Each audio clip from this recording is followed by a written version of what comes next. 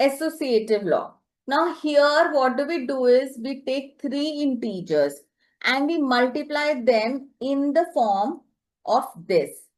That we, in the left hand side, we first multiply the first two integers and then the answer is multiplied to the third integer. And the right hand side, the first integer is kept as it is. We have to first multiply the second and third integer and that is multiplied to the first integer. Now it looks very complicated over here, but let us see with example. It is very simple. Let us take example where A is say 2, B is 3 and C is say -4. We're taking 1 as negative integer. Let us try to solve them. Okay, in the left hand side, we put the values 2 into B, which is 3, and then -4. Now we have to first multiply these two. 3 2s is 6, and then it is multiplied to -4. Okay, -4 we are writing in brackets. Why? Because showing that a negative number is always written in brackets. But the first bracket basically means that we have to first multiply A and B. Okay, now 6 4s is 24. We have just multiplied the numerical value, plus sign and negative sign multiplied, and we get a negative answer, which is -24. Now let us substitute A, B, and C in the right hand side. Now, over here, what do? We have to first multiply these two, the numbers which are in bracket. 3 times 4 is 12. But since a positive integer is multiplied to a negative integer, so what do? We put a negative sign. Now 2 multiplied to -12 is -24. So what do we get? That in this case, both LHS is equal to RHS. Hence, we have verified that associative law also holds in multiplication of integers. Now, lastly, we come to distributive law. In distributive law over here, we have a positive sign.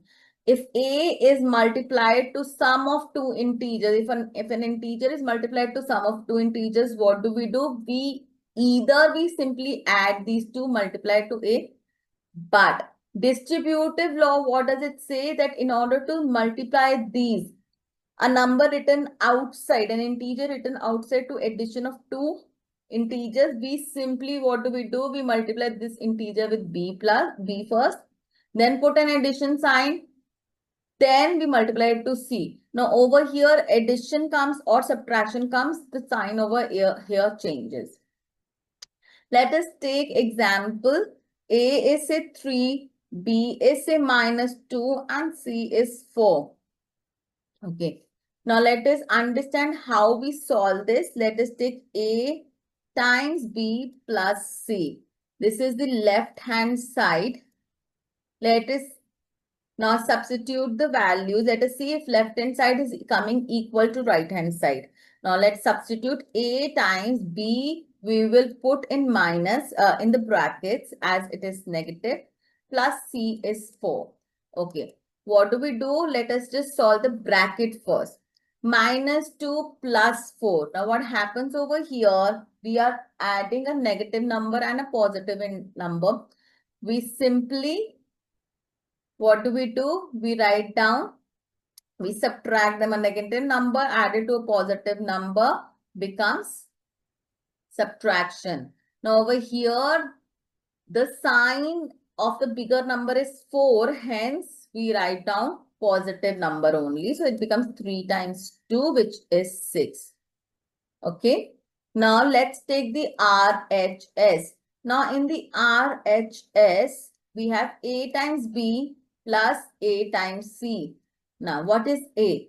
A is 3. We are multiplying it to -2. Plus again A is 3, multiplying it to 4. Now what happens? 3 times -2 is 6 with a negative sign.